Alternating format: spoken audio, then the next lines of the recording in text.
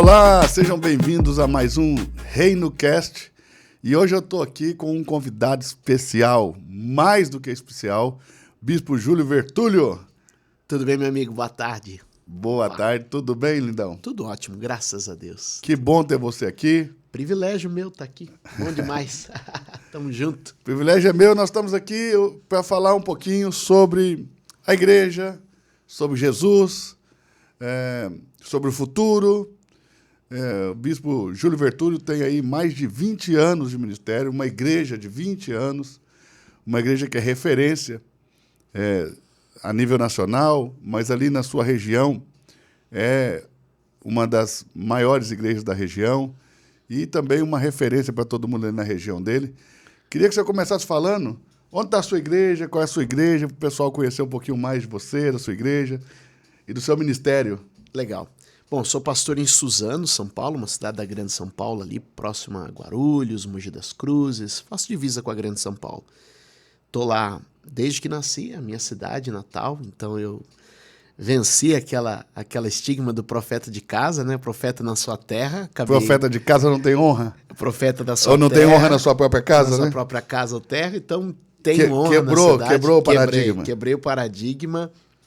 Estou em Suzano, pastoreando a Igreja Cristã Mundial há 20 anos. Sou pastor há 24 anos, completo agora em outubro, 24 anos de ordenação. E estou ali servindo ao Senhor, procurando criar uma igreja relevante, uma igreja importante, que transmita Jesus, que transborde para o próximo. E a relevância, ela vai além da audiência, né? Então, às vezes não é... Às vezes a gente confunde relevância com audiência. Às vezes tem muita audiência e pouca relevância. Mas às vezes tem uma relevância que ainda não é representada na audiência. Então a gente está ali com uma igreja apaixonada por Jesus, apaixonada por pessoas, com o propósito de servir a comunidade à sua volta, ser integrada com a cidade à sua volta. Isso é muito importante, que a igreja não viva o que eu chamo muitas vezes de síndrome de sinagoga, né? Porque a sinagoga, ela é... Gostei disso.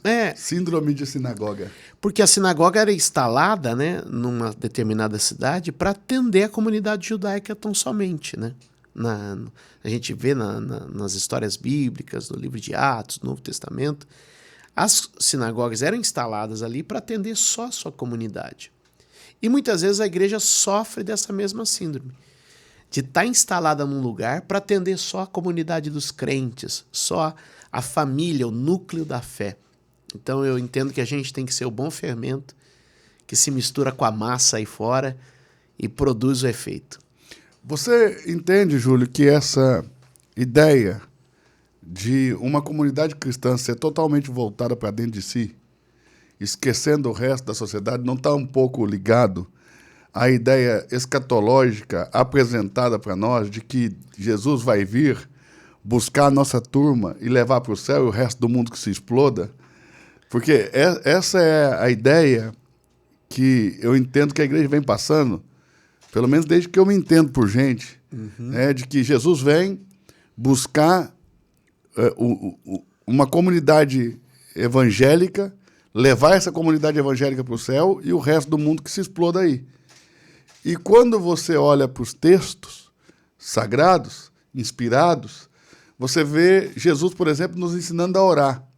E ele vai dizer assim: quando vocês orarem, orem assim: Pai nosso que estás no céu, santificado seja o teu nome e venha a nós o teu reino. Então a ideia não é de que vocês devem orar assim: Pai nosso que estás no céu, santificado seja o teu nome, nos tire daqui. Não, venha para cá. É porque é uma mentalidade escapista, né? É uma mentalidade escapista. Eu quero escapar. Uau. Ela não é transformadora, ela é uma mentalidade escapista. Ou seja, eu estou aguardando o momento que eu vou escapar dessa terra. E toda vez... Ela não é uma mentalidade transformadora. É uma mentalidade escapista, concordo. Deveria ser uma mentalidade transformadora. Sim. Lembra da carta de Jeremias ao povo da Babilônia em Jeremias 29? O povo está ansioso por sair da Babilônia, né? É uma expectativa. O capítulo 28 tem até os próprios profetas profetizando na Babilônia. Deus vai tirar a gente daqui. Deus vai tirar a gente daqui.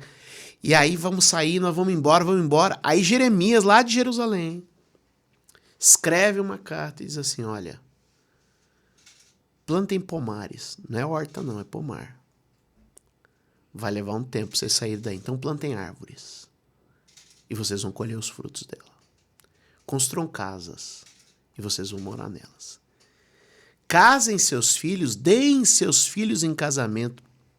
Orem pela cidade para onde eu vos transportei. Ou seja, ele começa a dizer, se integrem aí nessa Babilônia. Sejam prósperos, cresçam, construam, plantem. Levem para essa Babilônia a minha presença, a minha cultura, a vida de vocês transborde no meio dessa sociedade. E aí o que acontece? Né? O prazo se estende e Israel acaba entendendo por aquela carta que não é escapar da Babilônia, é impactar a Babilônia, é influenciar a Babilônia.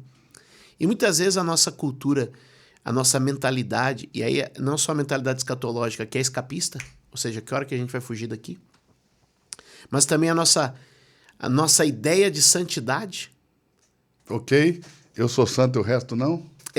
E é uma ideia de santidade o seguinte, eu penso que se eu tocar em alguma coisa impura, eu me tornarei impuro, ou se eu tocar em alguma coisa impura, aquilo pode passar a tornar impuro por influência.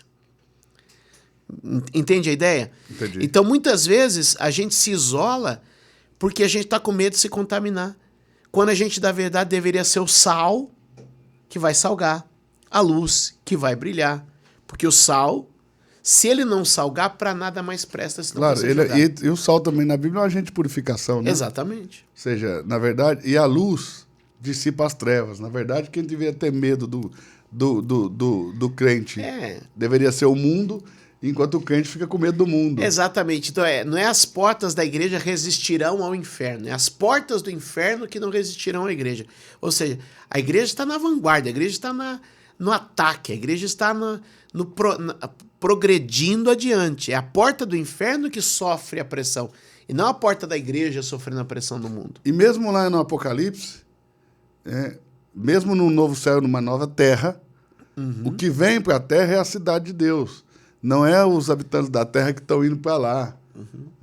Se bem que eu também não tenho muito conceito, e ultimamente tem fortalecido isso em mim, e li isso também em alguns teólogos, mas não quero entrar nesse papo de teologia, como você diz, é a farinha, eu quero o pão. Né? Mas eu acabei lendo e acabei entendendo algumas coisas, por exemplo, que a visão de Jesus acerca de céu é diferente da visão dos apóstolos. Porque a visão dos apóstolos é uma visão helenista, totalmente grega. Ou seja, no Novo Testamento, o inferno é Hades, o deus do submundo dos gregos. Ok? E parece que quando Jesus fala de céu, ele está falando de uma dimensão que você pode estar estando em qualquer lugar. Porque no diálogo dele com Nicodemos, ele vai dizer, Nicodemos, ninguém subiu ao céu, senão aquele que do céu desceu, o Filho do Homem, falando de si mesmo, que está no céu. Só que ele estava em Jerusalém. Lá no Monte das Oliveiras, ele diz, não se turbe o vosso coração, crede em Deus e também em mim. Na casa de meu pai há muitas moradas, se não fosse assim, não vos teria dito. Fica aqui que eu vou preparar lugar, para que onde eu estou, estejais. Mas onde eu estou? Ele estava no Monte das Oliveiras. Então, ou Jerusalém é o céu, ou o Monte das Oliveiras é o céu, ou o céu está ali. Então, parece que a ideia que Jesus traz é que você está no céu. E isso que me parece mais sensato, a partir do momento que você recebe Deus dentro de você e você é introduzido em Deus. Ou seja, quando eu recebo o Espírito Santo em mim, também sou introduzido em Cristo. É uma atmosfera. E parece que é essa dimensão, né? Porque ele vai dizer lá em João 14, um pouquinho à frente do texto que eu agora citei, ele vai dizer assim, eu estou no Pai. E esse é o céu para Jesus, estar em Deus. E que é para nós também, já não há condenação para os que estão em Cristo. Então, esse é o céu. Então, eu temo que os crentes estejam querendo ir para o lugar onde eles já estão. Só não se deram conta disso. Não sei se você compreende assim o que eu estou... É uma vida eterna que já começou. Exato.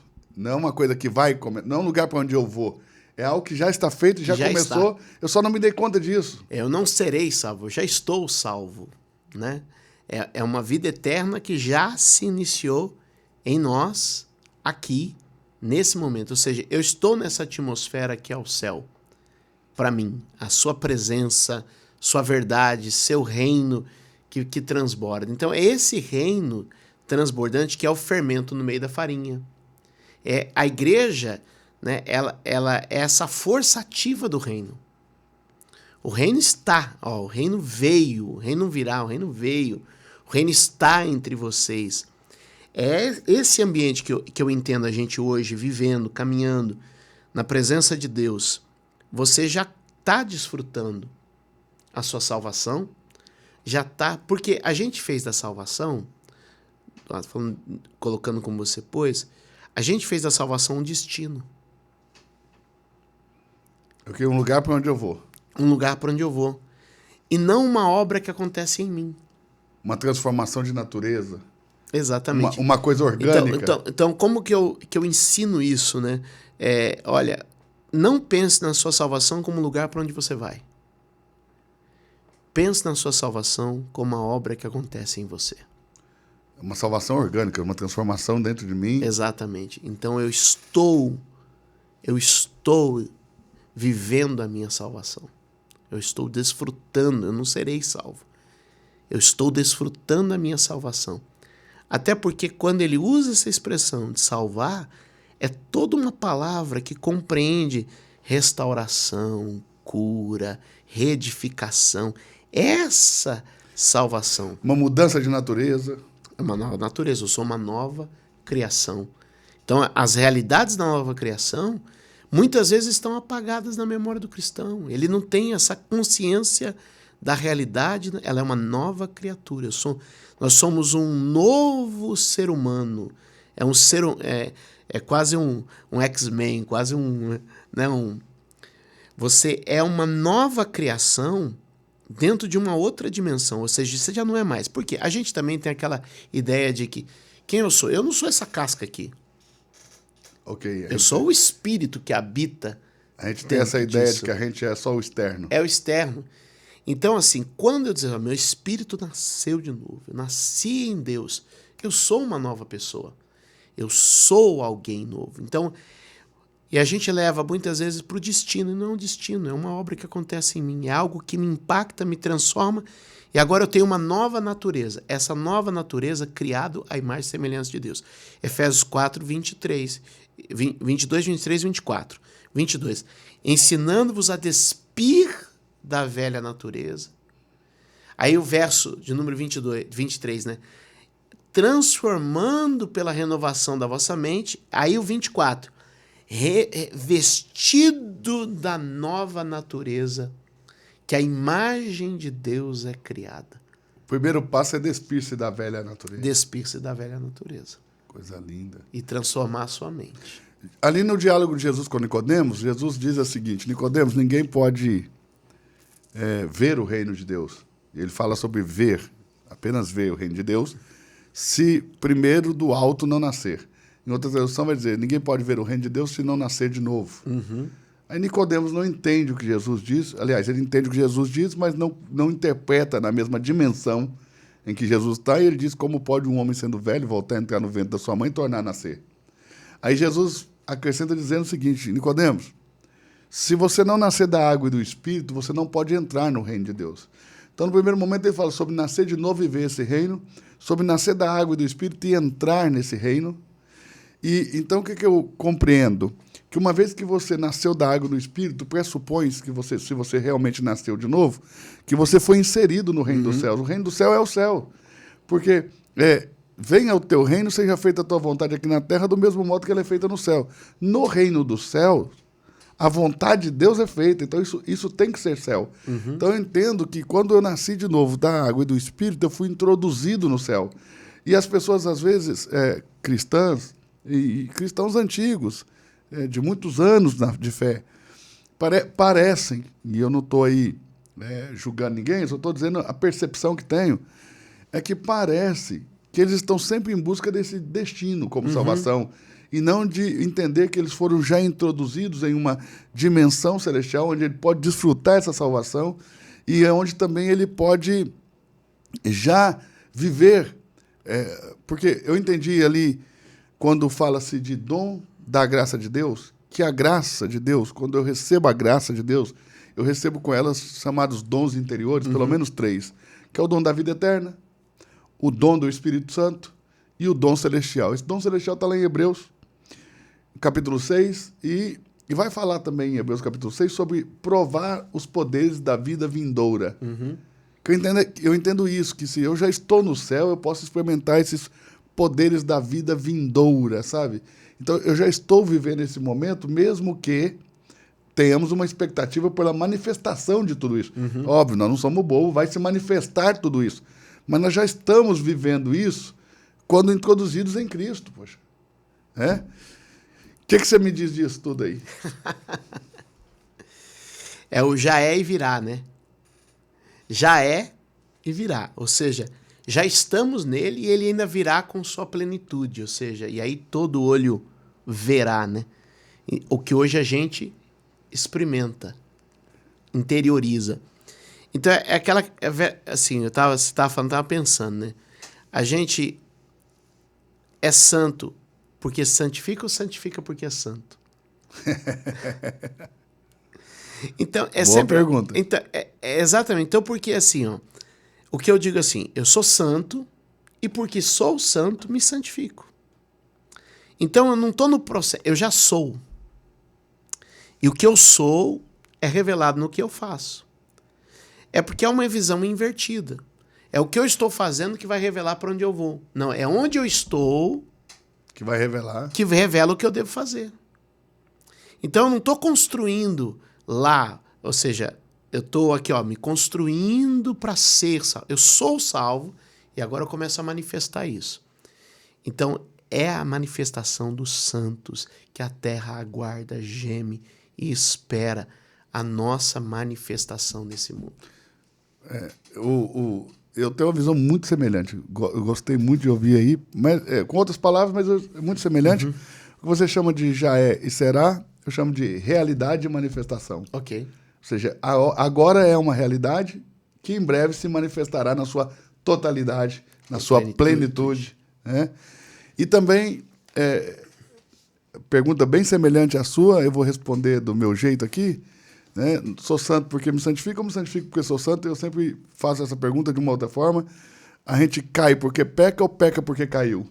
Boa. O princípio é o mesmo. Né? Exatamente. E eu sempre digo o seguinte, o homem chegou ao pecado porque caiu. Ele não porque a gente tem essa ideia de que o cara cometeu um adultério e caiu. Não, ele já estava caído, por isso que ele cometeu um adultério.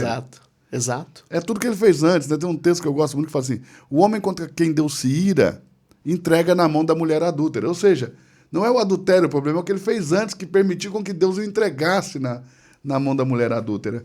E quando eu olho para Eva, na queda de Eva ali, por exemplo, você vai ver que ela viu que a árvore era boa para comer, e eu quero entender como que você vê que um fruto que você nunca comeu é bom para comer se você não palatou isso, né? Se o seu paladar não foi... se o paladar desse fruto não foi provado, né? Ou seja, ela teve que provar isso de alguma maneira.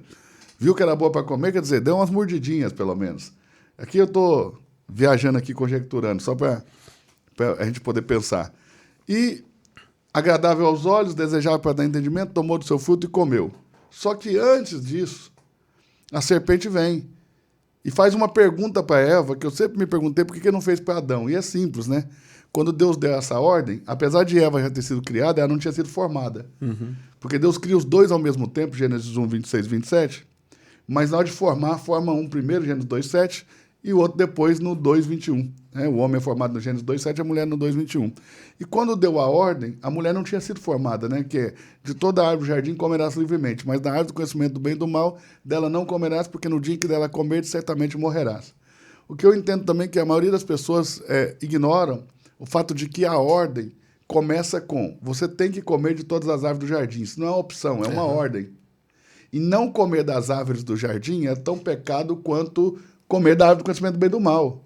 Porque é uma só ordem, que tem como prioridade comer das árvores do jardim. Isso me mostra que é impossível pecar contra Deus sem antes dar as costas para a graça de Deus. Ou seja, é impossível eu tocar naquilo que Deus disse, não coma, sem primeiro dar as costas para aquilo que ele me disse, coma. Entende? Então, ou seja, é impossível eu tocar naquilo que Deus me priva sem dar as costas para aquilo que ele me provê. Entendi. Mas Aí é o nosso conceito de santidade, né? Porque o nosso conceito de santidade sempre está ligado à amputação. Ao que eu paro de fazer. Fala mais. Vamos lá. Então, assim, eu coloco um conceito de santidade da seguinte maneira. Vamos imaginar assim. Ó. Eu estou me santificando não quando eu estou fazendo alguma coisa, quando eu cortei alguma coisa. Então, eu cortei algo da minha vida, por isso eu estou me santificando. É o que você colocou. A quebra ali é o não comer o que devia comer, e por isso foi comer o que não devia comer. Então, qual que seria a ideia? Eu estou me santificando porque eu não estou comendo fruto.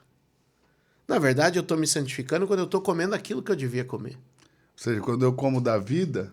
Exatamente. E não quando eu deixo de comer da morte. Exatamente. Ou seja, mas qual que é o nosso conceito de santificação? Deixar de fazer. É sempre deixar de fazer Quer alguma dizer, coisa. o cara fica sem comer chocolate 1 ano e acha que é santificação. Exatamente. Então, por exemplo, vamos lá. Ó, vamos dizer, o cara que... Ou ele tem um problema ali, ele... Puxa, passava ali problema de prostituição. Pornografia. Pornografia. Ok, eu não acesso mais o site. Estou me santificando. Estou me santificando. É isso? Ou será que santificar não é quando eu começo a acessar o outro conteúdo? Vamos usando esse exemplo. Então, em vez de eu entrar nesse site... Entendi. Eu sempre corto alguma coisa. Um conceito muito raso, né? Muito raso. Eu cortei e acho que santifiquei. Se eu não me alimentar dessa vida, não tem vida em mim. Exatamente, mas eu não estou indo para o outro lado. Eu não estou indo na mão contrária. Eu não fiz a conversão. Porque conversão é seguir na outra direção. É diferente. E aí, quando a gente tem esse conceito, a conversão, o arrependimento não é arrependimento. Porque arrependimento é dar meia volta, fazer 180 graus. A gente tem remorso. Pô, por que eu fiz isso? Cara, por que eu errei assim? Em vez de eu dar as costas e ir para o caminho certo. Não basta eu lamentar pelo erro que eu cometi. Eu preciso praticar. Ou seja, não basta eu não comer o fruto. Eu preciso comer o que me foi ordenado comer. Deixa eu, de alguma forma, abusar um pouquinho da sua sabedoria, do seu conhecimento. Esse remorso, né? Tem um texto que mostra Judas... Tem uma tradução que diz, e Judas, arrependido, lançou as moedas. Essa tradução, então, segundo o que você está falando, assim, não seria uma boa tradução. Porque em Judas não houve um genuíno arrependimento. Porque o arrependimento... Olha, eu acabei de... Estava falando isso agora no voo, estava comentando no aeroporto, né? Qual que é... Quando a gente fala, por exemplo, o arremeter, né? Ó, parece o som da palavra, né? Ó, arremeter, arrepender. Semelhante? Sim. Ó, o avião tá vindo, quando ele vai tocar o pouso, ele arremete. Muda o sentido, né? Muda o sentido. Ele faz uma conversão. Ó, você que tirou a habilitação, ainda lembra das placas? Aquela seta que faz a voltinha. Conversão. Conversão à direita, conversão à esquerda. Então, o que é o arrependimento para muita gente? É o que o Judas fez. Vai lá, joga a moeda. Parece piedoso, né? Trair sangue inocente, toma as moedas. Tal. Só que ele faz a conversão, ele volta pro ponto. Não volta a se alimentar ali, não volta. Ele não volta pra vida. Ele não volta pro mestre. Ele não volta pro Claríssimo, verbo. ficou ele muito não claro. Volta. Ou seja, ele sofre o remorso que o empurra pro suicídio, o cara se mata, o cara se rompe, mas ele não volta. É o não voltar. É o Pedro que nega, mas que está ali sentado, constrangido, junto a ele e dizendo, Senhor, tu sabes. Tu sabes que eu te amo. Então Pedro retorna o caminho e vai apacentar os meus. Senhor, tu sabes. Essa é a conversão. Eu volto e aí, independente do que ele fez, agora ele está lá, seguindo na direção proposta. Uau. Coisa boa. Passando da água pro vinho, Júlio. Deixa eu te falar, eu outro dia assisti um culto de uma igreja muito conhecida aqui no nosso país e quase 2 horas de culto eu escutei o nome de Jesus uma vez numa canção. Quem é Jesus para você hoje? Qual é a relação de Jesus com a igreja? Qual é a relação da igreja com Jesus? Como você crê que a igreja vê Jesus hoje, como deveria ver se ela não vê da maneira adequada? É legal você citar a questão da canção, porque a gente viveu há 4 anos atrás, 4, 5, mais ou menos isso, uma revolução na igreja que foi um dos nossos saltos. Nós tivemos saltos. A gente caminha por 20 anos, mas em alguns momentos você dá saltos. E um dos nossos saltos foi quando a gente mudou o louvor para a centralidade de Jesus. Uau! Quando nós revisitamos todas as letras e nos tornamos criteriosos com as letras onde Cristo é exaltado, onde o Pai é exaltado, onde o Espírito Santo é exaltado, onde sua obra é exaltada. Então não é alguma coisa... esses dias fui ministrar tal... se percebe que assim, ó... A menina deve ficar brava comigo agora, hein? Fala tudo. Olha só. Quais são as expressões das músicas cantadas hoje?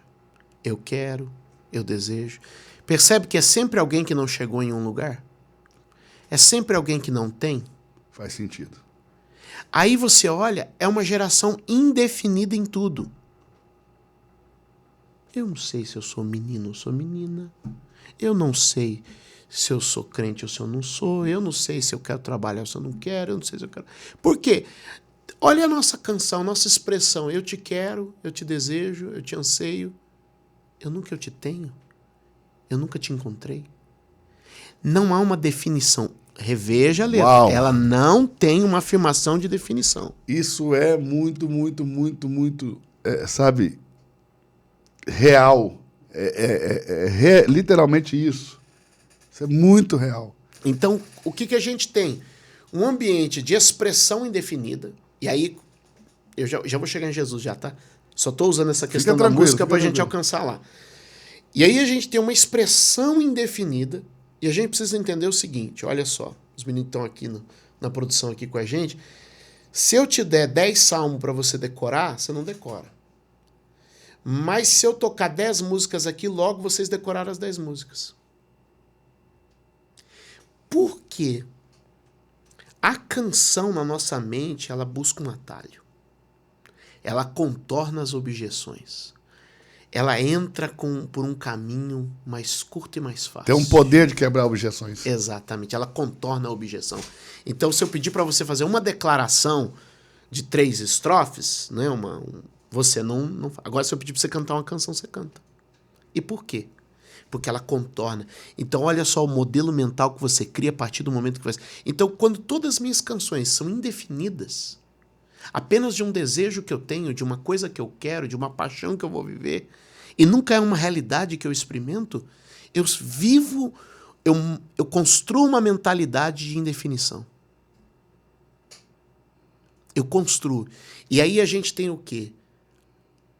A gente tem...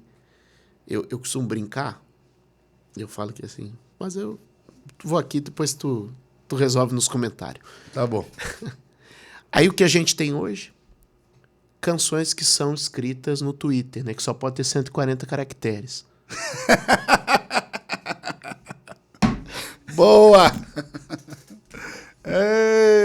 Canções escritas... Onde é que você escreveu? Escrevi no Twitter. O que tinha, só dava para escrever 140 caracteres e 3 notas. Vamos cantar meia hora. Não pode passar de 3 notas.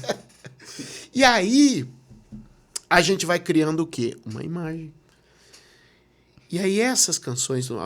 Eu fiquei lá na igreja, você falou, não citou o nome de Jesus. Isso me preocupa. Em quase 2 horas de culto. E aí o que nós estamos vendo? E eu falava isso com uma moça da igreja esses dias, sobre os aspectos de Jesus que você pode assimilar sem ter o próprio Cristo. Os princípios de Jesus te fazem próspero. E você pode praticar os princípios dele sem ter Jesus. Então hoje tem muita gente que a relação que ele tem com Jesus não é com Jesus, é com os princípios de Jesus.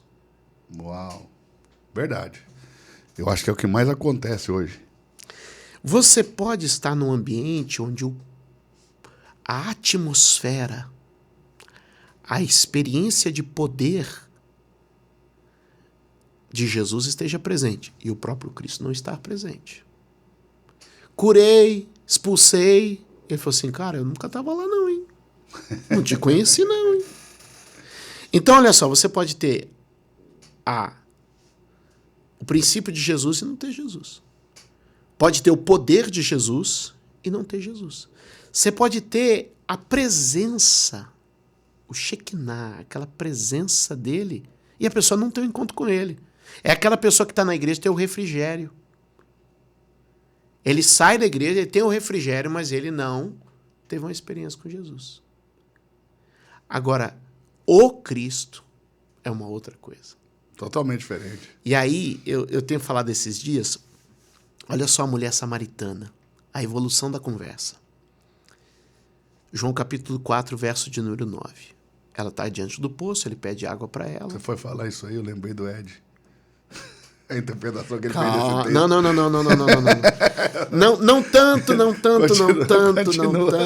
tanto. Eu lembrei da... Eu não posso mais ouvir essa mulher do poço que eu já lembro. Tá, mas vai lá. Prometo que não chegaremos a tanto. Não, vai lá. Em João 4, 9, quando ele pede água a ela, e ela diz assim para ele, como sendo tu judeu? Então ela olha para ele, vê o homem. Ela vê Jesus homem. E muitas pessoas encontram o Jesus homem. O Jesus homem que nos ensina bons princípios para viver. O Jesus homem que tem uma boa filosofia de vida. Viver a filosofia de Jesus é maravilhoso. Então ela vê o homem. A conversa segue. João 4,19. Exatamente 10 versos depois. Ela diz, vejo que és profeta. Ela tem uma experiência com Jesus místico, que revela a vida, que fala do que ela está vivendo. Mas ela não tem uma experiência com o Cristo. Exatamente também 10 versos depois, João 4,29, ela vai à cidade e diz assim, venham ver um homem, porque quando eu encontrei era um homem, que me disse tudo quanto eu tenho feito, e eu tive uma experiência mística com ele. Porventura, não é ele o Cristo? A minha pergunta para as pessoas é, até onde você foi com Jesus? Então, esse Jesus, que você me pergunta, e aí, Júlio? Ele pode ser conhecido em níveis. Pessoas que hoje o conhecem como homem, sua filosofia, seus ensinos, maravilhoso. Pessoas que o conhecem como um místico, onde milagres são operados em seu nome, respostas chegam, é aquela pessoa que vai à igreja, tem uma resposta, encontra um refrigério.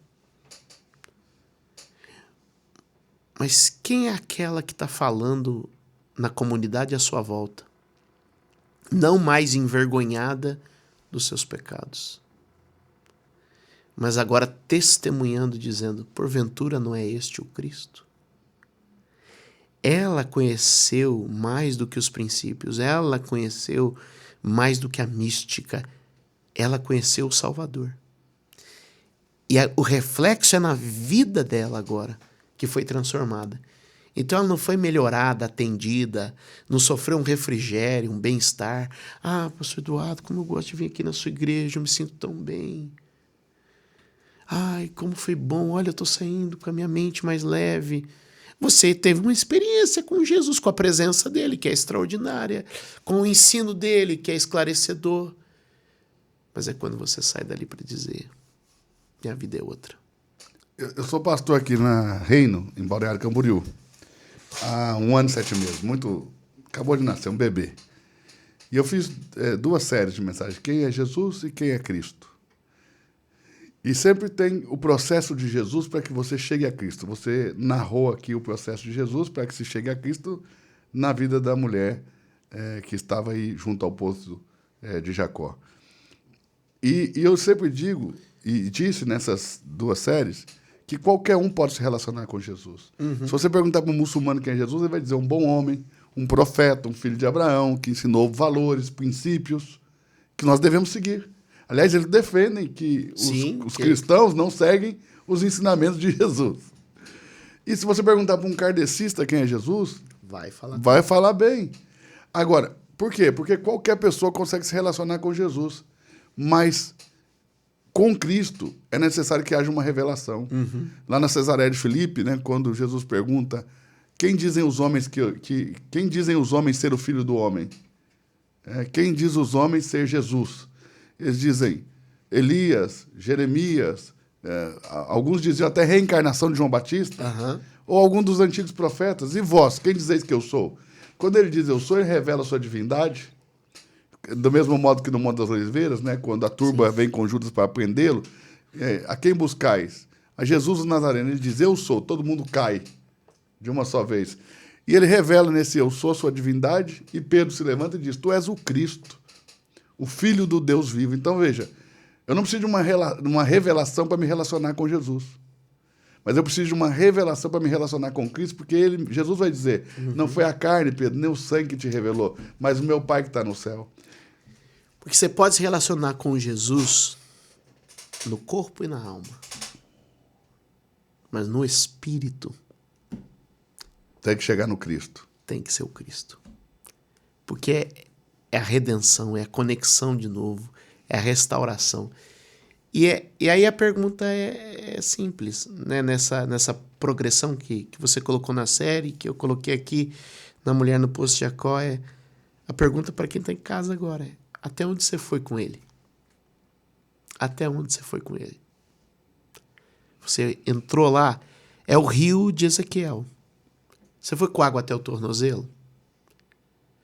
Água até o tornozelo é refrigério. Aquela pessoa que agora está ali na beira da praia, andando com água no tornozelo, é refrigério. Relaxei. E tem muita gente assim. Você foi com ele até a cintura? A cintura te dá uma certa contenção. É aquela pessoa que está na igreja, ela é contida. Ela é a mesma pessoa. É o mesmo tranqueira. Só que ele está contido. Foi contido e não transformado em uma nova natureza. Está contido. E o problema de estar contido é que a qualquer hora você qualquer volta. hora, porque é o seguinte, quando você está com água na cintura, metade é o rio, metade é você. Você está contido, mas não está preso. Você pode, qualquer hora, se movimentar. Agora, quando você avança nesse rio, em águas que não dão mais pé, aí você passou do refrigério para a contenção e da contenção para a rendição. Uau. E é quando você chega a esse momento de rendição. Quando você chega nesse momento de rendição, que aí ele diz para você, olha as margens. Tudo foi curado. Tudo foi transformado. Tudo foi mudado. E aí, repito a pergunta, que não quer calar. Até onde você foi com ele? Muito bom. Eu gosto muito da perspectiva de Jesus a partir da narrativa de Marcos. Marcos é meu evangelho favorito. Porque o narrador marcando vai mostrar Jesus no primeiro verso, nos dando uma informação muito privilegiada que os homens da narrativa, as personagens humanas da narrativa não tinham. E quando eu digo personagens humanos, porque os demônios o tempo todo, os espíritos malignos, declaravam, né? Tu és o Cristo, tu és o Santo de Deus, tu és o Filho de Deus. Mas os humanos não sabiam disso. Porque os espíritos malignos já sabiam. E é uma questão curiosa. E Jesus calava eles quase que o tempo todo para que eles não revelassem isso, parece que antes do momento. Mas na narrativa de Marcos, o autor marcano, ele mostra Jesus em uma única viagem. Do norte de Israel, da Galileia, para Jerusalém, aonde ele vai sofrer sua paixão, morte, ressurreição e ascensão. E no primeiro verso ele já diz, princípio do evangelho de Jesus, Cristo, ou seja, o Messias, Filho de Deus. Filho de Deus. E ponto. E nessa narrativa, nós vemos que o ápice da cristologia em Marcos é a confissão de Pedro, contrapondo-se à opinião de Herodes, que dizia, esse só faz essas coisas porque é João Batista que voltou dos mortos. E é na confissão de Pedro em Marcos, ele diz, tu és o Cristo. Em Marcos não acrescenta-se o Filho do Deus vivo, porque essa outra revelação só vai ter o centurião junto à cruz, quando Jesus expira, que ele diz, esse de fato era o Filho de Deus. E aí, na confissão de Pedro e na declaração do centurião, está o ápice da cristologia de Marcos. Esse Jesus, esse homem, ele é o ungido de Deus, mas não é ungido por sua descendência davídica, não é ungido por uma messianidade real, oriunda da casa de Davi, mas é ungido porque o Espírito Santo repousa sobre ele, ali no batismo, o Espírito Santo desce sobre ele como uma forma corpórea de uma pomba, né? Uma voz do céu dá testemunho. Veja, os espíritos malignos sabem quem ele é, essa voz do céu, que é a voz da divindade, também revela quem ele é, esse é meu filho amado, o próprio Deus declara, esse é meu filho, ok? Em quem tem o prazer. E detalhe, Deus tem prazer nele e o ministério dele não iniciou. Porque a gente tem a ideia de que Deus tem prazer em mim depois que eu faço. Mas Deus tinha prazer nele antes de fazer. É aquela questão. Como é o nome do teu filho? Lorenzo e Luca. O Lorenzo. O Lorenzo, 4 anos, e o Luca, 7 meses. Lorenzo, primeiro filho. O dia que te apresentaram o Lorenzo lá na maternidade. Assistiu o parto? Assisti, estava Assistiu. lá. Ele sai, roladinho no pano. O Lorenzo é posto pela primeira vez. Seu primeiro instante como pai, né? Face a face com o Lorenzo. Você amou ele naquele momento? Boa pergunta. Ele precisou fazer alguma coisa para cativar seu coração? Nada. Ele simplesmente era. Eu tive o privilégio. O Lorenzo nasceu nos Estados Unidos, né? No hospital Winnie Palmer, que é um hospital desses naturistas, natureba, vamos dizer assim. Não é naturista que fala, naturista é outra coisa, Outra desculpa. coisa. Desses naturalistas. Uhum. Eu fui a primeira pessoa que pôs a mão nele. Ok. A parteira me deu esse privilégio, eu fui a primeira pessoa que pôs a mão nele.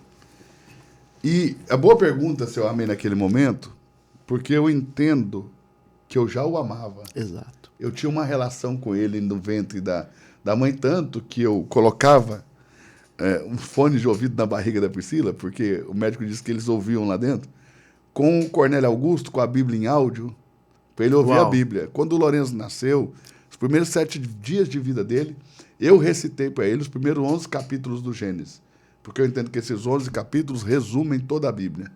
Então, eu recitei, né? Eu decorei os capítulos e recitei para ele. Uau. No meu colo ali. Experiência, hein? Eu recitei para ele.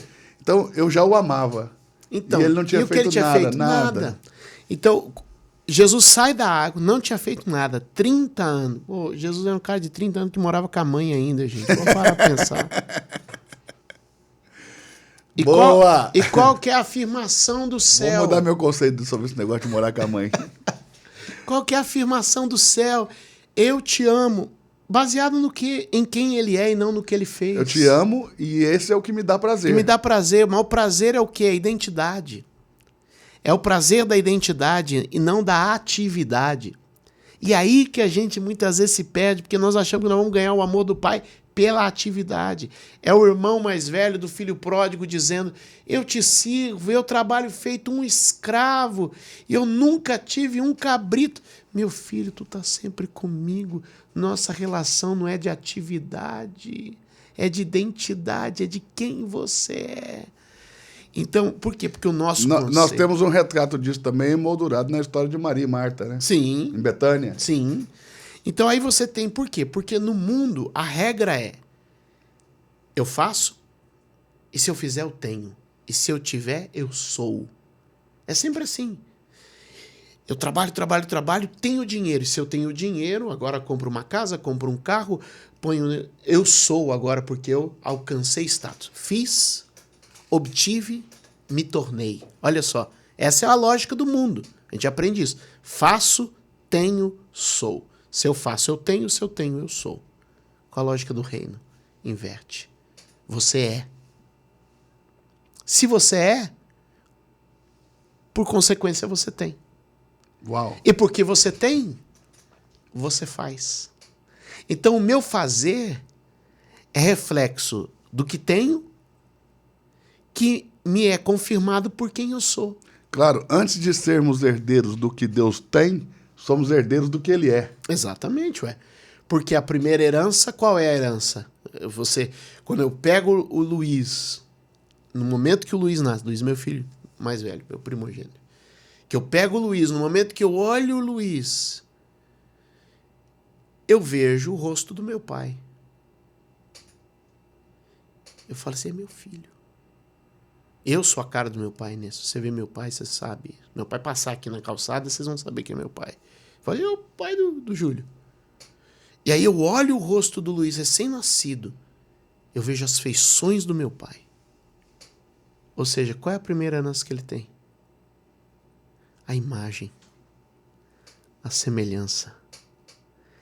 E quando a gente resgata isso, e para mim, eu tenho um livro, Imagem e Semelhança. Coisa boa, quero lê-lo. Quando a gente resgata isso da imagem e da semelhança. Então, Deus nos criou a sua imagem e semelhança. Aí depois formou, lá que a gente falou, você falou um pouco, Claro. ó, criados à imagem e semelhança. Então, eu sou semelhante a Ele. E não significa que Ele tem o cabelo que eu tenho, que Ele tem o nariz que eu tenho, a boca como eu tenho. Isso é como eu fui formado. Eu fui criado, a minha estrutura, a minha constituição é Ele. E aí quando eu volto para isso, e aí a gente falando sobre o Cristo, tem umas loucuras na minha cabeça também, sabe? Fala. A parte da loucura é a boa, que o pessoal tudo quer ver. É, que depois de ser cancelado, né? Nem sabe por quê. Mas que nem... É claro que é impressionante o Deus que se fez homem, Jesus. Mas eu sou fascinado pelo homem que se fez tornou Deus. O Jesus que se tornou o Cristo. Então o caminho do Deus que se fez homem é extraordinário. Mas quando eu penso no caminho do homem que se fez Deus... Tem um livro muito conhecido de isso um me canadense, provoca. eu esqueci o nome dele agora, mas é Como Jesus se tornou Deus. É. Não conhecia esse, mas vou É um procurar. título... Bom, vamos ver se tem em casa ali, eu acredito que tem em casa. E também eu gosto muito da perspectiva do N.T. White ali, o dia em que a revolução começou. Uhum. Muito semelhante. Mas continue, desculpe te interromper. Então, porque essa ideia do homem que se torna Deus. E aí eu sou provocado. Você sabe que os crentes não têm mais essa clareza de que Jesus é homem, né? Se misturou a humanidade com a divindade. Uhum. Ele é totalmente homem, totalmente Deus. Mas quem morreu na cruz não foi um Deus, pô. Deus não morre. Uhum. Foi Entende? o homem. E o homem que morreu precisou do auxílio de Deus para ser ressuscitado. Ele não ressuscitou a si mesmo. Se fora Deus, nem morreria. Ok? Mas se também fosse a divindade que tivesse morrido, ela mesma se levantaria da sepultura. Vamos supor que a divindade decidiu passar uns dias dormindo. Ela mesma levantaria, mas diz que ele foi ressuscitado por Deus dentre os mortos. E aí, o mesmo Espírito que ressuscitou a Jesus dos mortos é o mesmo Espírito que em nós opera. Olha o que o texto diz. Então, aquele mesmo Espírito que entra no túmulo, o homem morto, o põe de pé para ser o Cristo. Para ser o Deus, né? Morre o homem Jesus, ressuscita o Cristo. O Cristo. E aí a Bíblia fala que esse mesmo Espírito opera em nós. E aí por 2 vezes Paulo é confundido com Deus. Verdade. Em 2 ocasiões, Paulo está pregando, e aí os deuses vieram à terra, né? E chamavam Paulo, né? E chamaram Paulo de Deus. E aí depois ele está na ilha de Malta, novamente ele é chamado de Deus. A serpente o pica, não tem poder sobre ele, e olha para eles assim, é Deus. Então por 2 vezes esse sujeito chamado Paulo manifestou a vida de tal maneira que as pessoas olharam para ele e falaram, esse cara é Deus. E quando a gente olha isso, fala assim, é o paganismo. Mas a ideia original qual era? Qual era o original? Olha, eu vou colocar vocês aí, quem olhar para vocês vai me ver. me verá em vocês. Vocês são a minha imagem, a minha semelhança. E aí a gente tem lá o Salmo 82, que Jesus vai repetir em João 10, que ele diz assim: vós sois deuses. Eu vejo que a maioria dos ensinadores evita esse texto, né? Ou tentar dar explicação sobre ele. Posso criar um cenário em cima dele? Fica à vontade. Eu olho o Salmo 82 e ele introduz assim: Deus se assenta na Assembleia dos Deuses. Espera aí. Pô, só existe um Deus. Como é que Deus se assenta na Assembleia dos Deuses? Eu me lembro criança cantando: na presença dos deuses a ti cantarei louvores. Né? A canção, o salmo.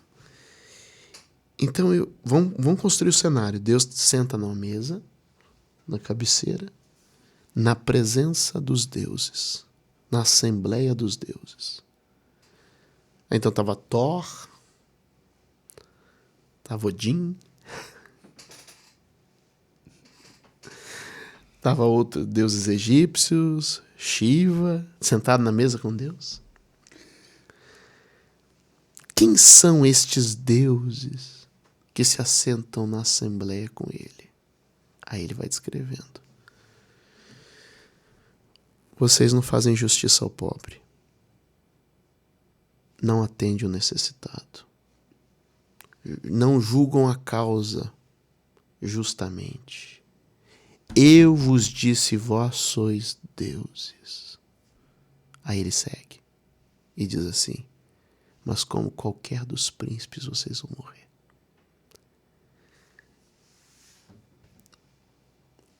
A cena para mim está descrita da seguinte maneira: Deus Pai se assenta na mesa, olha para nós, os seus filhos, e criado sua imagem e semelhança. Diz assim: esperava mais de vocês.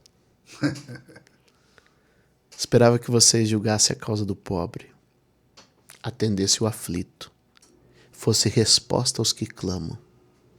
Eu disse, vós sois deuses, mas vocês estão morrendo como qualquer. Uau, linda. Linda. Ou seja, lindo cenário. Sejam a figura mais perto de Deus que alguém pode ter. Seja a minha imagem diante dos olhos de quem sofre, seja a minha imagem seja a resposta diante de alguém que clama. Uau. E aí, né? Outro dia, divagando sobre isso, né? Uma pastora falou: pastor, pelo amor de Deus, só quer dizer que eu sou Deus, eu não quero dizer isso, eu não quero. E desesperada. Mas eu falei: e essa postura esperada de nós, onde a natureza clama esperançosamente pela nossa manifestação, pela nossa resposta? E aí o que é isso? É um Paulo que lá todo mundo olha para ele e fala: esse cara é Deus. E não fica um doente na ilha. Todos são curados. Os doentes vêm a ele. Todos são atendidos. Os náufragos que com ele chegaram são acolhidos. Ou seja, o cenário é de um reino naquela ilha, a Ilha de Malta, onde agora há a cura, a paz, a esperança. E Paulo não quis se tornar o Messias com isso tudo. não, né? exatamente. Ele não se auto-intitulou Messias, ele não tomou a posição do Messias. Exato. Eu sei que o que eu falo vai numa linha muito tênue nesse sentido, mas o que eu estou te dizendo é... Não, o que você fala está correto. Expresse a imagem dele diante de uma pessoa, de tal maneira que o seguinte, quando você saiu hoje, você atendeu lá no seu escritório, você atendeu na repartição pública onde você trabalha, você atendeu um cliente na oficina onde você é mecânico, essa pessoa tem que ir para casa com a mente dela bugada, vamos assim dizer, dizendo assim: cara, será que era gente mesmo que falou comigo? Ou será que era Deus que tomou a forma de um mecânico, de uma secretária, de um recepcionista, de um advogado, de um enfermeiro, que falou comigo naquela hora. Eu entendi o que você disse, para mim está corretíssimo. O que eu penso é que, diferente de Paulo, hoje, a vaidade, o orgulho, a soberba, o ego exacerbadamente agrandado dos homens, se uma coisa dessa que aconteceu em Malta acontece com algumas figuras do meio gospel, não sei se o cara não tomava a posição de Messias dos últimos dias aí. Entende? Entendo. Mas eu compreendo direitinho o que você disse. Mas é o que acontece. Mas eu manifestação entendo de ao mesmo divindade, tempo que essas pessoas mais anônimas sim, estão sendo Jesus na vida das pessoas. Jesus na vida de Eu muita vivi gente. várias experiências com pessoas que eu me questionei se não eram anjos. Sim.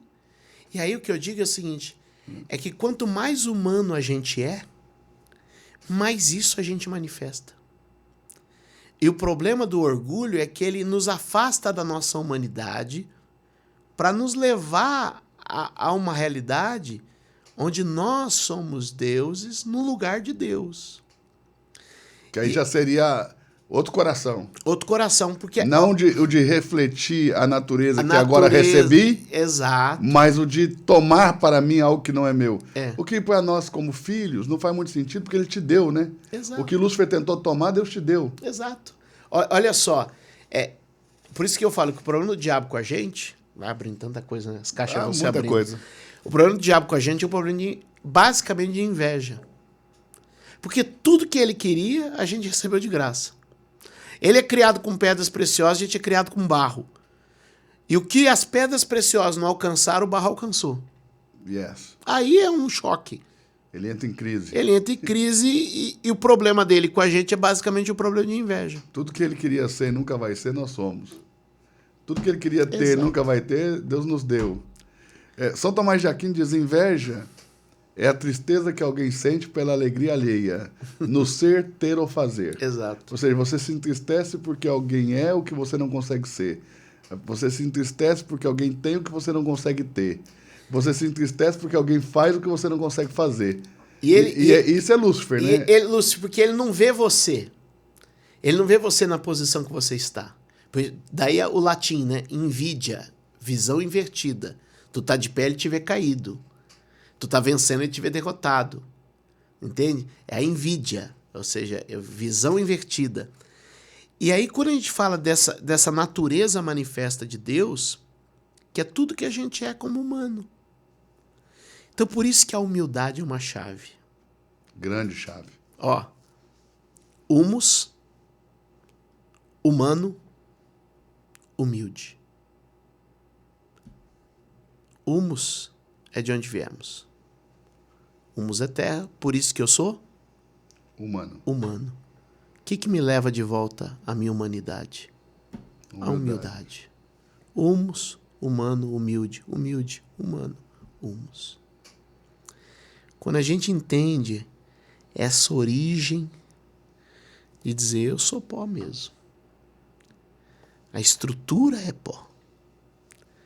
Mas eu sou revestido, preenchido, ocupado por Os essa glória. intérpretes da Torá dizem até o seguinte, que Deus criou os animais primeiro e só depois o homem, para que o homem não se ensoberbecesse. Uau. Para Deus, foi prioridade criar o animal, depois o homem. Essa é a interpretação dos sábios da Torá, né? Para a gente encerrar nosso bate-papo gostoso aqui, precioso, eu poderia passar o dia aqui, viu, Júlio? Você é um cara incrível, cara. Que é isso? Jorra a sabedoria aí. Mas para a gente encerrar nosso bate-papo, eu queria falar de uma última coisa. Júlio, como que você vê, eu tenho um conceito formado já sobre isso, mas como que você vê a igreja no Brasil nos próximos anos, a igreja do Brasil no futuro? Você acha que mais mega igrejas, mais conversões, menos? Como que você vê o futuro da igreja no Brasil? Acho que a igreja no Brasil é bastante promissora por toda a estrutura e aperfeiçoamento que a igreja tem tido numa série de aspectos. Hoje ela é uma igreja que consegue comunicar com a sua sociedade. Então, quando eu olho para o aspecto estrutural da igreja, funcional da igreja, eu vejo uma igreja se reinventando, se adaptando, uma igreja se atualizando. Acho que isso é um ponto bom. Então, quando eu olho para isso, eu olho com... Mas você acha que isso está acontecendo na maior parte das igrejas ou você acha que isso é na realidade que você vive? Não está acontecendo na maior parte, mas tem uma semente de influência acontecendo. Ok. Mesmo dentro das grandes estruturas, veladamente, começam a haver alguns abalos sísmicos. Mesmo diante das grandes estruturas, que hoje, muitas vezes, quando olham, parece a superfície parece cristalizada e estática, mas por dentro começam a haver já colapsos da estrutura. Então eu vejo que a gente vai ter um momento novo na igreja de igrejas locais. A gente já teve avivamentos que se moveram por homens, tão grandes avivamentos por homens. Homens eram catalisadores de um avivamento. Onde estava aquela pessoa, ele produzia um avivamento. A gente já teve avivamento provocado por denominações, então varrendo a nação, espalhando, né? A gente já teve avivamentos concentrados geograficamente. O avivamento que está acontecendo em tal lugar, o avivamento que está acontecendo em tal lugar. Mas eu vejo agora um avivamento que começa a se despontar com igrejas locais. Em determinadas geografias, Deus está plantando uma igreja. Então ele vai ser um avivamento pulverizado na nação. Eu tenho essa expectativa. Os especialistas norte-americanos em igrejas, eles dizem que chegou o fim da era das mega-igrejas, que serão pequenas comunidades. O futuro, eles dizem, são pequenas comunidades de até 5.000 pessoas, em média, de 1.000 a 5.000 pessoas. Essas pequenas comunidades serão referência no futuro, o que eles dizem. Essas igrejas de 30.000, 10.000, 15.000, eles entendem que isso... E essas pequenas comunidades, elas serão de grande influência e relevância na sociedade. Também eu vi no Barna, site norte-americano, que também é especialista em igrejas, que nos últimos 10 anos, as igrejas denominacionais nos Estados Unidos perderam 11 milhões de fiéis. Uhum. E perderam para essas igrejas que nós aqui no Brasil chamamos de independentes. Exatamente, a lá igreja eles local. lá eles dão outro nome e nós aqui chamamos de independente. Lá eles dão um outro nome para essas igrejas. Não denominacional. Não denominacional. E essas igrejas cresceram muito, né? Muito, muito, muito, muito. E então eles também estavam questionando, será que é o fim das denominações? Talvez não o fim, porque as instituições elas são muito fortes, mas é o tempo da igreja local. É o tempo da igreja que responde a uma geografia específica. Eu entendo isso. E para mim está muito claro, já desenhado no mapa. Eu hoje, andando pelo Brasil, eu começo a perceber. Por todo lugar onde eu caminho, eu percebo. Ó, aqui, ali. E eu começo a ver esse posicionamento da igreja. A despeito disso tudo, eu também tenho uma outra perspectiva. Essa é a parte positiva. Eu entendo que também nós vamos entrar em um momento, e isso, porque essa é a parte boa, né? Localmente vamos ter igrejas fortes, próximas, com um senso de comunidade e pertencimento bom, essa linguagem começa a espalhar. E qual que é o revés do inferno contra nós nesse sentido? Lembramos que existe uma batalha aí. Sempre. Acontecendo. Nós vamos cada vez mais sofrer pressão para sermos empurrados para uma marginalidade. E explico. Hoje, nos púlpitos, já precisamos tomar cuidado com o que falamos. Já somos monitorados por nossas palavras e algumas de nossas palavras vão começar a ser incômodas.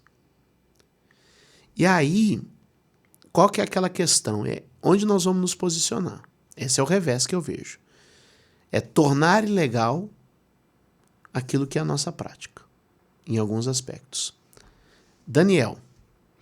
Ou seja, o evangelho e os cristãos vão voltar a ser subversivos? Eu creio que vamos ser empurrados para esse conflito. Daniel é o seguinte, cara, como é que nós vamos mexer com esse cara? Vamos dizer que é errado orar. Vamos dizer que é crime orar. Vamos empurrar ele para a marginalidade. Uau. Através da oração. Ou seja, uma perseguição por meio de leis. Eu entendo que nós vamos viver um combate nesse nível. E essa bancada evangélica serve para quê lá? Posso falar? Pode. Então tá bom. Se não tem político patrocinando aqui, não? Nada. Tranquilo? Ah, nada, então é só Deus, vai lá. A grande questão é que nós não elegemos representantes. Nós elegemos office boys de luxo. Como é que é? Vamos começar outro podcast? Vamos começar outro podcast. A grande questão, nós não elegemos representantes. Nós elegemos office boys de luxo. Lembra o que era o office boy? A figura do office boy lá nos anos 80, anos 90? Era o menino que pegava o documento para protocolar. Sim. Era o menino que pegava o documento para adiantar, para ir no banco, para resolver os BOzinhos. Sim. Eu fui office boy, inclusive. Foi, então, você sabe. O que a gente fez? Contrato, a denominação elege o deputado. Para quê? Para ser o... Vai lá pegar esse carimbo para nós. Vai lá pegar o carimbo da rádio. Vai lá pegar o carimbo do terreno. O menino do escritório virou o menino da igreja. Só que no ambiente político. E ganhando um belo salário para ser office boy e protocolar papel. A gente elege o vereador para quê? Para representar ou para... Não, quando precisar fechar a rua. Quando precisar livrar do PTU. Office boy de luxo. É um office boy de luxo. E aí, o que acontece? Eu faço um desafio aqui. Geralmente, quem faz esse tipo de coisa, quem elege realmente são as grandes denominações. As grandes denominações elegem o cara. Pra e quê? O cara realmente vira ali uma marionete, ele boy vira de luxo ali. Ele vira um office boy de luxo, um prestador... Faz o que eles mandam. Um prestador de serviço burocrático para levar na secretaria. Então, dentro do município, ele leva na secretaria... Olha, ganhar um terreninho aqui, outro lá, ali. Ó, a gente liberar uma verba. Precisa aprovar lá a planta da obra tal. Aí o vereador vai lá, vai ligar e tal. E ok, eu não estou dizendo que não deva servir... Né? Mas o que eu estou dizendo é que o papel, como a gente passou muito tempo elegendo alguém... Não há representatividade. Não é representatividade. Eu desafio qualquer pessoa. E nem pessoa busca agora, os interesses dos cristãos. Desafio qualquer pessoa agora, quando tiver um tempo, liga na TV Câmara, liga na TV Senado, liga na TV da Assembleia Legislativa, na TV da Câmara Municipal e assiste o seu representante falar. E faça a seguinte análise. Ele fala como você falaria? Ele diz o que você diria? Se você não se vê na fala, se você não se vê nas expressões e opiniões dele, ele não é seu não te representa. Não te representa. Simples assim. Fico quieto. E é necessário uma representatividade política, né? Você vê Jesus na cruz, ninguém podia tirar o corpo dele, né? José de Arimateia, que era um discípulo de Jesus, oculto por causa dos judeus, senador romano, pede a Pilatos para tirar, Pilatos permite. É uma voz. Nenhum dos pescadores teria essa... É uma voz. Mas ele representa em favor daquela causa, né? Uhum. Jesus preparou ele para aquilo e ele foi uma voz ali de representatividade. Exato. Nenhum dos outros teriam acesso. Ele fala como Ou seja, eu nós falo. colocamos pessoas que têm acesso a lugares que nós não temos para nos, em teoria, representar. Quando chega lá, ele vira um boy de luxo. Não nos representa. Office boy de luxo. Ele não expressa. Então, esse é o fracasso da eleição dos representantes, onde a igreja ainda precisa amadurecer. E se a igreja se não representa e não defende os interesses verdadeiramente da cristandade, da comunidade cristã a nível Brasil, essas perseguições por meio de leis, elas se tornam fáceis, né? Uhum. Porque eles estão ali com os olhos vendados para isso e trabalhando por outros interesses. E não é só a questão de nos defender, mas a questão de aplicar nossos princípios e valores no ambiente, e aí é a influência do reino, no ambiente do Mas para Congresso. aplicar um princípio e valor, primeiro você precisa proclamá-lo. Eu não vejo os Exato. caras nem proclamando. seja, primeiro eu prego Jesus, depois eu ensino. O querigma, né? É porque a gente não tem mais querigma no púlpito. Exatamente. Não tem mais proclamação no púlpito. A essência foi embora. Júlio, prazeraço ter você aqui demais. no Reino Cast. Venha sempre que você quiser.